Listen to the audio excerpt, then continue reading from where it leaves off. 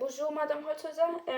Maintenant je vais vous présenter mon vidéo d'apprendre. Je vais essayer de faire ça en français et j'espère que vous allez me comprendre.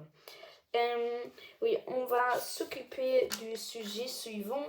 Le passé composé avec être et avoir, les verbes pronominaux, l'accord dans le passé composé, les pronoms objets, l'imparfait et la différence dans l'utilisation entre le passé composé et l'imparfait. Pour le premier sujet, le passé composé, j'ai préparé une fiche. C'est ici. Oui. Alors, la plupart des verbes dans le passé composé sont formés avec l'auxiliaire avoir, mais les verbes du mouvement sont formés avec être. Pour construire le passé composé, on prend seulement l'auxiliaire qui est conjugué, par exemple avoir, plus le participe passé. Le participe passé du verbe vers ER et U avec un accent aigu, et le verbe de IR avec et dans le participe passé seulement UI. Alors ça, ce sont les verbes réguliers, mais ils sont aussi des verbes irréguliers. Par exemple, avoir, j'ai eu, être, j'ai été, lire, j'ai lu, vouloir, j'ai voulu. Oui, pour savoir ça, on seulement doit apprendre les mots. La négation, comme est-ce qu'on voit ici, entoure le verbe conjugué. Alors ici, ils n'ont pas joué. Le verbe est entre la négation. Alors, on et entre ne et pas. Oui. Le prochain sujet, le passé composé avec être. J'ai préparé une autre fiche pour ça. Oui, alors, les verbes du mouvement sont souvent formés avec l'auxiliaire être. Et c'est facile à rappeler quand on connaît la maison d'être. C'est entrer, arriver, monter, rester, tomber, descendre, sortir, partir. Alors tous les verbes qui sont du mouvement. Il y a une petite spécificité. On doit accorder un deuxième E quand le verbe se réfère à quelque chose de féminin. Alors Zoé est tombée. C'est Zoé, c'est féminin singulier, alors un autre E. C'est la même chose qu'ont les adjectifs. Ici, les copains sont entrés, c'est masculin pluriel, c'est avec S. Benoît, Zoé et Léa sont montées, c'est féminin pluriel, alors c'est avec ES après le participe passé. Le prochain sujet, ce sont les verbes réfléchis, les verbes pronominaux, désolé. Ils sont toujours formés avec l'auxiliaire être. Oui, et on doit accorder le participe passé comme est-ce que j'ai tout à l'heure expliqué. Alors, avec un autre E quand c'est masculin, quand c'est féminin, ES quand c'est féminin pluriel, ou seulement S quand c'est masculin pluriel. Oui, pour conjuguer les verbes dans le passé composé, on doit faire l'attention à l'ordre du mot. C'est devant le pronom réfléchi, c'est le pronom personnel. Après, c'est l'auxiliaire être. Et après, c'est le participe passé. La négation entoure le pronom réfléchi et l'auxiliaire être. Alors, je ne me suis pas dépêché. Ich habe mich nicht beeilt. Ici, ils sont peu d'exemples. Jérémy s'est amusé, Sarah s'est levée. Ici, nous avons féminin, Sarah, alors un autre E. Ils se sont amusés, c'est masculin et pluriel, alors un autre S. Et elles se sont disputées, c'est avec ES. Parce que c'est féminin pluriel. Devant, on regarde le prochain sujet, l'accord du passé composé. On fait une petite digression au pronom objet parce que c'est très important pour ça. Alors, on doit différencier les pronoms objets dans les pronoms directs et indirects. Les pronoms directs sont me, te, la, nous, vous, les. Et les pronoms indirects sont me, te, lui, nous, vous, leur. Alors, peut-être vous regardez que la première personne et la deuxième personne du singulier et aussi du pluriel sont mêmes, mais la troisième du pluriel et du singulier sont différentes. Mais oui, comment est-ce qu'on peut savoir on doit utiliser quel objet? Oui, pour savoir ça, on doit apprendre tout le verbe parce qu'il y a un signal.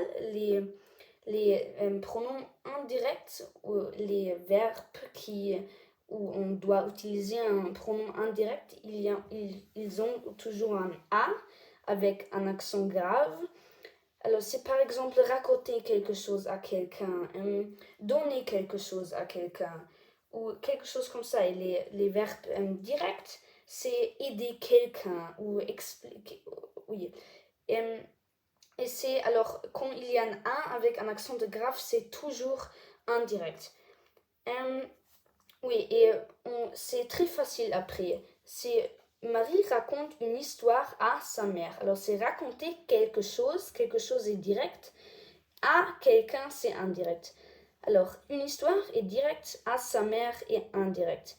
Alors, pour dire ça, peut dire Marie lui raconte une histoire, lui et la mère.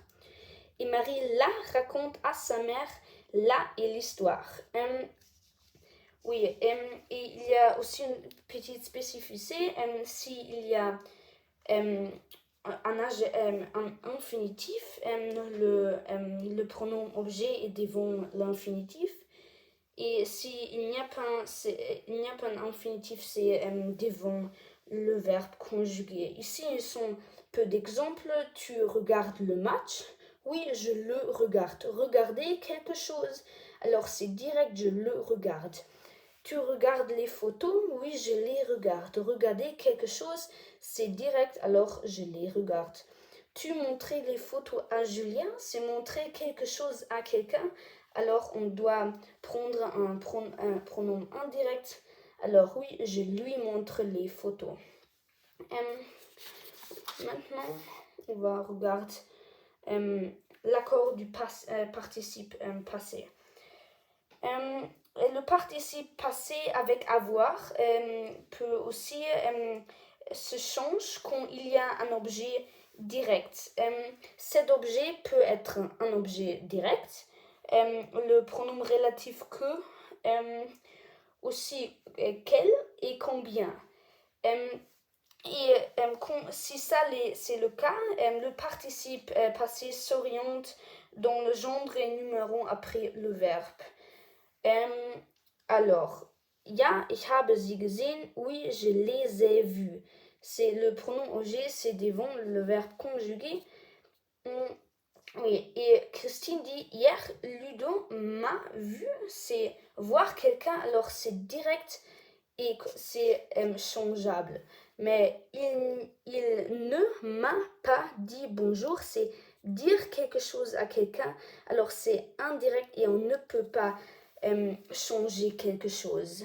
Ici, voilà les filles que nous avons aidées. Alors on voit que, c'est quand il y a un que, on doit accorder avec, alors les filles aidées avec ES parce que c'est féminin pluriel. Et combien de pain est-ce que tu as acheté? C'est aussi combien. Alors, quand on voit combien, c'est un signal pour nous et on savent, ok, on doit accorder. Alors, combien de pain? Pain est masculin, pluriel, alors on fait ici un S. Quelle lettre est-ce que tu as écrite? Alors, quelle est aussi un signal. Lettre est pluriel, féminin. Alors, quelle lettre est-ce que tu as écrite avec ES parce que c'est féminin pluriel? Oui, le prochain sujet est l'imparfait.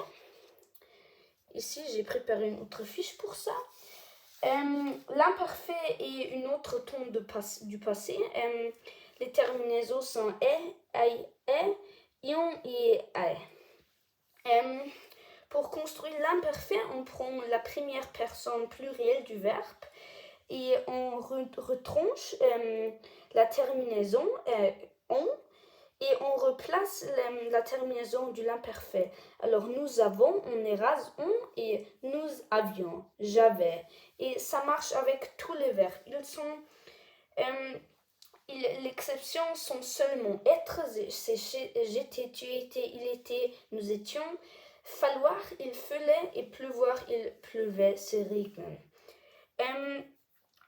On doit faire aussi l'attention à les verbes manger, c'est avec un E dans la première personne, dans les trois personnes singuliers et la troisième personne du pluriel.